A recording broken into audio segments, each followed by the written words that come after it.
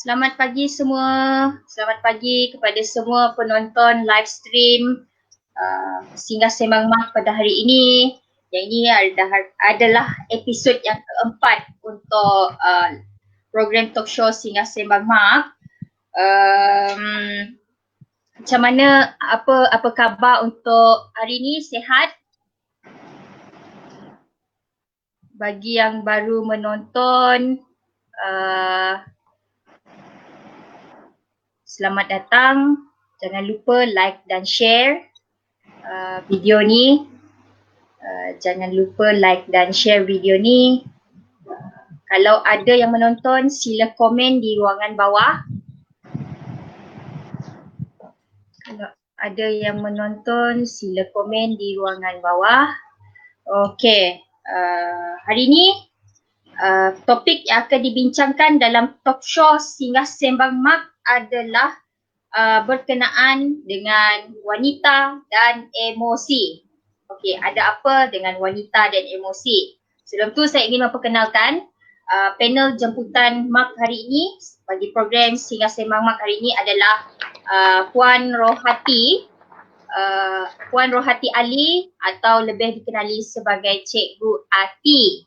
Okey, beliau merupakan ahli akrab pendidikan Keluang Johor yang juga memegang jawatan pengerusi akrab dalam pendidikan Keluang Johor. Beliau adalah guru pendidikan khas di SK Abdul Rahman Yassin Keluang. Saya dimaklumkan oleh beliau yang juga merupakan coach penyembuhan emosi yang membantu wanita yang mempunyai masalah depression, anxiety atau sesiapa sahaja yang mempunyai masalah dalam kehidupan yang ingin kembali menjadi lebih tenang dan bahagia. Okey. Puan Rohati ataupun lebih dikenali sebagai Cikgu Ati dah ada dalam kontin ya. Jemput beliau. Okey, selamat pagi Puan. Selamat pagi. Hai, Assalamualaikum warahmatullahi wabarakatuh. Alhamdulillah sihat, Cik Ros. Syukur. Okey. Puan, saya serahkan Singgah Sembang Mak Talk Show hari ini kepada Puan ya. Puan boleh kongsikan apa berkenaan wanita dan emosi. Kita pun tertanya-tanya pagi ni. Okey, terima kasih Cik Ros.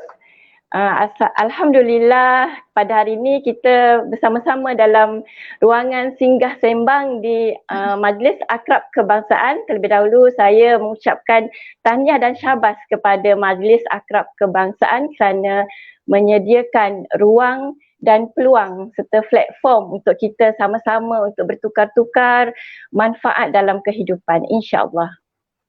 Okey, sahabat-sahabat yang di luar sana yang bersama-sama dengan saya pada hari ini, tahniah syabas saya ucapkan.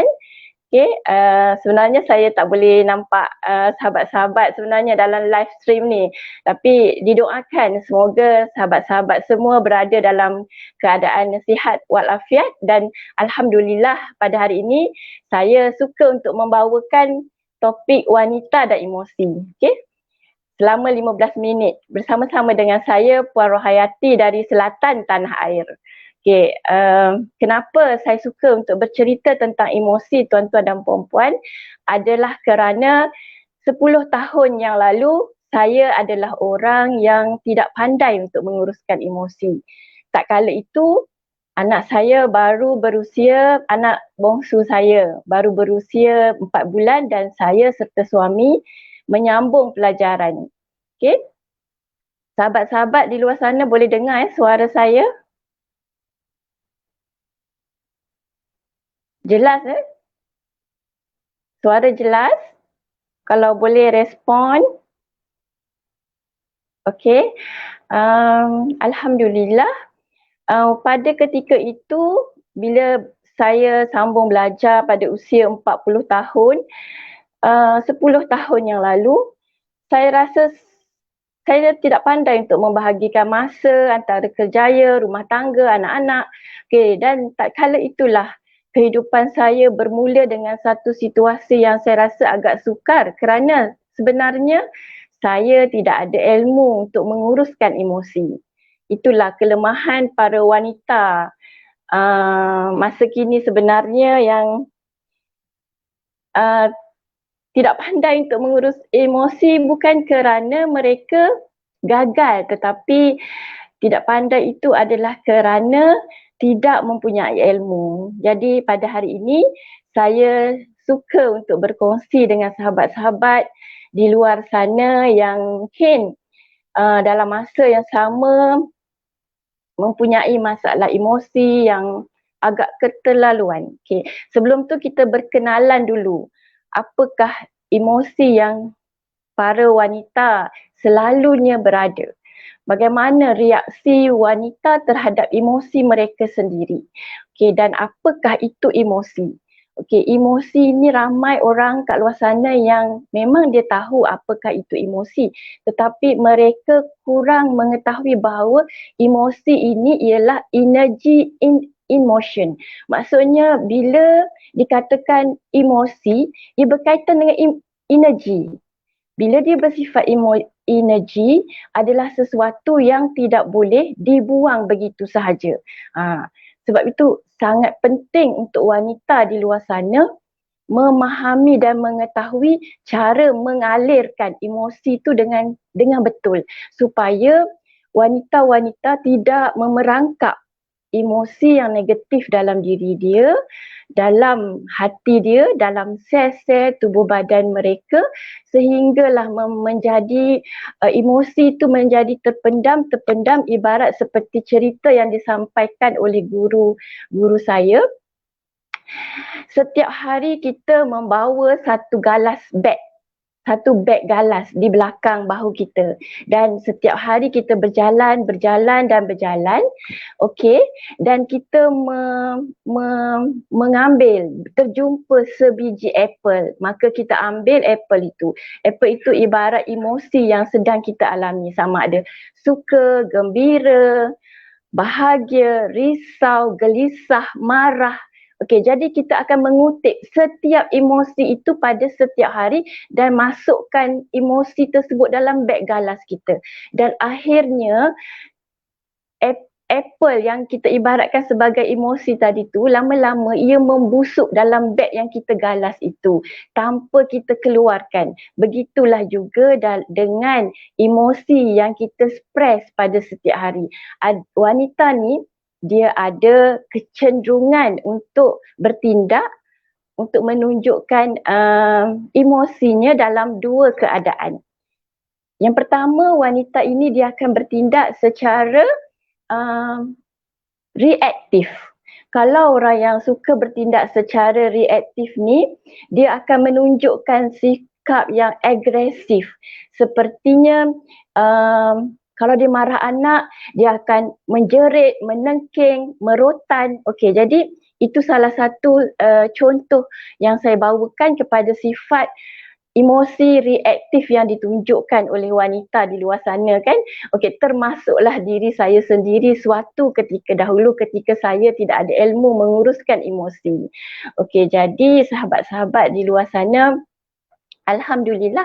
Yang kedua, bagaimana wanita itu mereaksi kepada emosi dia adalah dengan cara dia suppress. Suppress ni maksudnya dia simpan dalam. Simpan, tekan, simpan, sabar.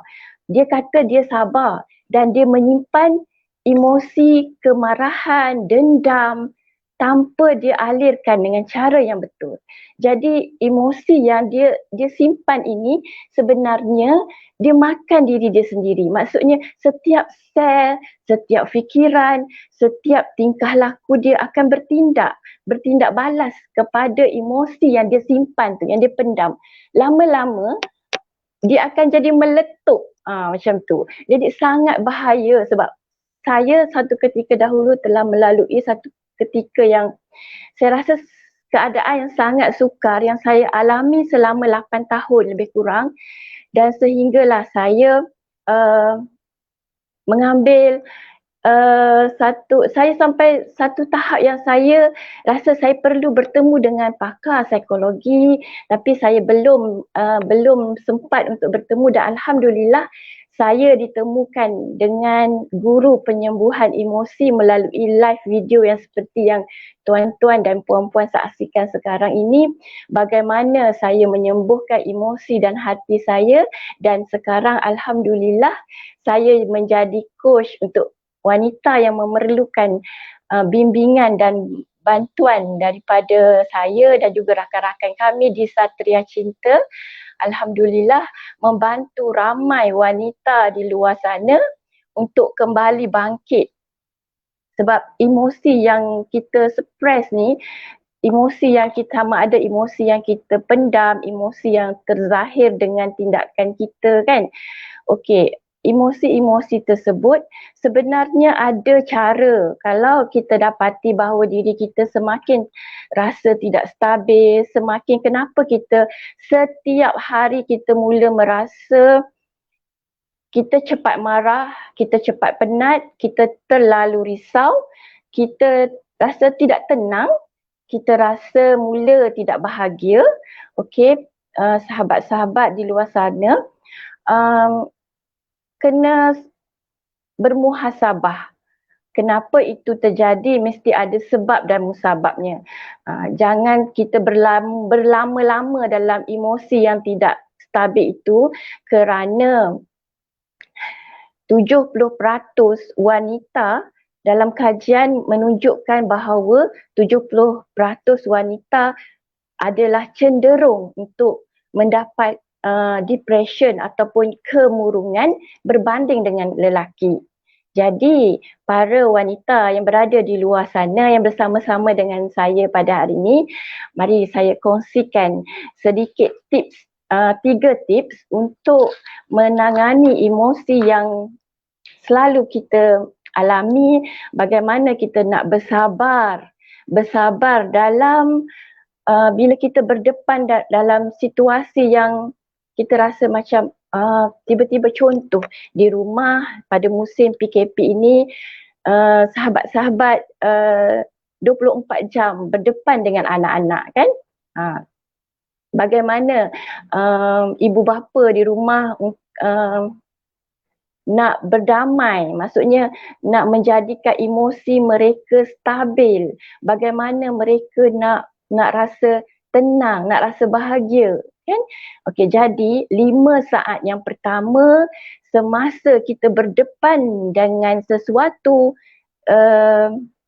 masalah ataupun situasi ataupun kejadian adalah sangat-sangat penting. Okey, bagaimana reaksi kita? Contohnya, ada anak-anak, tuan-tuan dan puan-puan yang tumpahkan air atau tidak sengaja menumpahkan air di meja makan ketika berbuka puasa. Okey, apa reaksi sahabat-sahabat pada ketika itu? Adakah hendak menyalahkan atau bersabar dengan keadaan itu? Okey, ataupun saya bawakan contoh yang lain, sedang anda memandu, tiba-tiba ada orang melanggar kereta anda dari belakang. Okey, jadi apakah dalam 5 saat pertama, apakah dia reaksi sahabat-sahabat pada situasi itu? Adakah nak kata, alamak, bodohnya kereta orang belakang ni, alamak, bodohnya pemandu ni, ataupun alhamdulillah, it's okay, alhamdulillah, tentu ada sesuatu yang Allah nak bagi pada saat dan ketika ini. Okey, jadi bagaimana kita hendak bertindak pada emosi yang sedang kita alami pada saat runcing. Okey, bagaimana, ada 3 tips hari ini yang saya nak kongsikan untuk sahabat-sahabat di luar sana. Yang pertama, bila berlaku situasi yang cemas seperti itu, apa yang kita perlu fikirkan ialah cepat-cepat menarik nafas. Okay? Dalam pelajaran yang saya temui dengan guru-guru saya, teknik pernafasan ini sangat-sangat membantu. Okay? Sangat-sangat membantu dan perlu diamalkan setiap hari. Bukan hanya ketika pada waktu kecemasan, bukan hanya ketika emosi kita tidak stabil, tetapi kita cuba membuat latihan pernafasan dengan cara yang betul atau diberi nama pernafasan terarah atau pernafasan fitrah. Okey, jadi kita cuba untuk bernafas dengan cara yang betul, iaitu menarik nafas, tahan dan lepaskan. Tahan seketika. Contohnya kita menarik dalam 4 detik, tarik, tahan dan lepaskan. Okey, sewaktu menarik nafas tu, ada tips dia juga, kena kembungkan perut. Okey, mungkin pada orang yang tak biasa buat, dia akan menarik nafas dengan dada dia yang sedikit terangkat. Tetapi dalam teknik yang betul menarik nafas adalah mengembungkan perut. Nampaknya Cik Ros macam tak cukup masa kalau 15 minit ni. Jadi saya terpaksa lajukan sahabat-sahabat yang bersama-sama dengan saya hari ni. Saya teruskan Puan, Cik Ros. Puan boleh teruskan Puan, boleh teruskan, tak apa, boleh teruskan. Okey. Alhamdulillah ramai sahabat-sahabat bersama kita Cik Ros pada hari ni. Ya. Alhamdulillah. Okey, tadi saya sharekan tentang teknik bernafas dengan cara yang betul. Jadi pada 5 saat kita berdepan dengan tindakan ataupun situasi yang menyebabkan kita rasa macam nak marah ke, nak geram ke, nak bertindak, emosi kita bertindak dengan sebelum emosi kita bertindak dengan cara yang tidak baik, dengan cara yang negatif, adalah sangat penting untuk kita bernafas dengan betul. Okay? Bernafas dengan betul, kita lakukan sebanyak 3 ataupun diulang selama 7 kali. Okay, untuk seterusnya, tip yang kedua adalah perlu kita selalu awareness, iaitu sedar akan emosi yang mendominasikan kita pada setiap hari. Okey, contohnya, kalau kita kena pasti yang diri kita ni adalah orang yang cepat marah, cepat tersinggung, cepat sentap, selalu rasa tidak selesa dengan orang lain, kan? Itulah emosi yang mendominasikan diri kita pada setiap hari. Maka bila kita kenal pasti emosi itu, kita kena aware, kita kena sedar bahawa emosi itu sebenarnya tidak baik pada diri kita. Bila kita sedar akan emosi itu, kita kena belajar untuk mengubahnya, belajar untuk menukar situasi yang menjadi kebiasaan. Sebab apa? Sahabat-sahabat, bila ia menjadi kebiasaan dalam diri kita, sebenarnya sel-sel fikiran dan juga sel-sel dalam tubuh badan kita merakam sifat itu. Dan sifat itu dia macam ada satu ketagihan untuk kita mengulang dan mengulang benda yang sama bila kita berdepan dalam satu-satu situasi. Okay? Jadi bila kita tak tahu, aku ni seorang pemarah, bila ada sesuatu situasi je aku cepat nak marah. Dan bila kita membiarkan situasi itu berterusan, ia akan menjadi habit dalam diri kita. Okay? Itulah yang pernah juga saya alami satu masa dahulu dan Alhamdulillah sehingga kan tuan-tuan dan puan-puan, pada ketika itu bila emosi kita selalu berada dalam spiral emotion, maksudnya emosi yang negatif, dia akan lama-lama tanpa kita sedar, dia akan menarik emosi kita ke bawah dan semakin ke bawah. Ini memang ramai orang yang tidak sedar, semakin hari mereka rasa macam kenapa aku semakin rasa tidak bahagia dengan kehidupan, kenapa aku selalu ada masalah dengan pasangan dan anak-anak selalu membuat masalah. Jadi mereka tidak sedar punca akar sebenarnya yang berlaku dalam kehidupan mereka.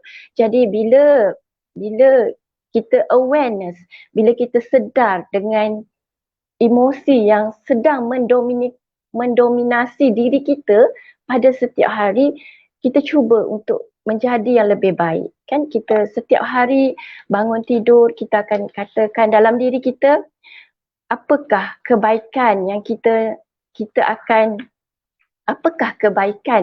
kita hendak beri kepada orang lain dan apakah kebaikan yang boleh kita beri kepada diri kita. InsyaAllah. Okey, seterusnya saya share tips yang ketiga. Bagaimana dulu saya boleh bangkit daripada emosi yang hampir-hampir depression dan juga masalah gangguan makhluk halus selama hampir 8 tahun tuan-tuan dan puan-puan adalah dengan saya menemui ilmu dan juga guru serta sahabat-sahabat yang banyak membantu saya. Alhamdulillah dalam akrab saya dalam akrab dilantik pada 14/11/2013. Bermakna sudah 7 tahun bersama-sama akrab dan saya sangat mengingat satu slogan daripada akrab iaitu membantu diri untuk membantu orang lain. Okay, jadi saya bermula daripada diri saya dahulu. Saya membantu diri saya dulu walaupun saya tak baik. Saya cakap pada ketika itu walaupun saya merupakan seorang guru yang kurang mempunyai semangat dalam kehidupan. Saya rasa kehidupan saya sangat berserabut. Saya rasa pada ketika itu saya rasa saya sangat stres. Okay? Jadi saya mencari ilmu dan mencari guru untuk membantu diri saya. Okay, jadi sahabat-sahabat di luar sana yang pada hari ini melihat video yang sama-sama, tolong bantu untuk tekan butang share sekiranya ada sahabat-sahabat kita yang memerlukan personal coaching dari saya. Alhamdulillah saya akan sudi untuk membantu sahabat-sahabat semua. Boleh hubungi saya pada nombor telefon dan juga FB yang tertera pada ruangan di bawah ni. Okey, mudah-mudahan Allah mengizinkan peluang untuk kita bertemu, peluang untuk kita mencari ilmu penyembuhan emosi yang sangat-sangat penting. Okay? Jangan kita berlama-lama untuk membiarkan emosi kita berada dalam keadaan yang tidak stabil. Okey, sebagai penutup, Cik Ros pun dah muncul bersama-sama kita sebagai signal untuk saya berhenti. Okey, maka sebagai penutup, saya nak share satu kata-kata ini, Cik Ros. Wanita ini, Cik Ros, sangat istimewa. Kerana dalam diri wanita itu tersimpannya satu kasih sayang yang tidak ternilai. Sebab tu hanya wanita sahaja yang ada rahim. Yang nama Allah yang kat situ, Ya Rahman, Ya Rahim. Allah mengurniakan wanita ini sangat hebat sifat dia. Dan sahabat-sahabat wanita saya yang dikasihi Allah, yang dirahmati Allah sekalian, carilah kasih sayang yang tersembunyi dalam diri anda. Okey, sekian saja. Wabillahi taufik wal hidayah. Wassalamualaikum warahmatullahi wabarakatuh. Saya serahkan kembali kepada moderator kita, Cik Ros yang cantik manis. Terima kasih. Assalamualaikum. Terima kasih Cikgu Ati. Okey, semalam saya ada tengok bulletin utama yang jam 8. Ada satu slot yang berkenaan dengan pengarah kesihatan kita berkongsi tentang statistik panggilan telefon diterima untuk khidmat kaunseling di KKM. 46.8% adalah masalah emosi. Okey. Untuk yang ingin mendapatkan, maksudnya yang ada masalah emosi sekarang, amatlah jangan pandang ringan perkara ini kerana ia memberi kesan kepada kesihatan kita, terutama kesihatan mental.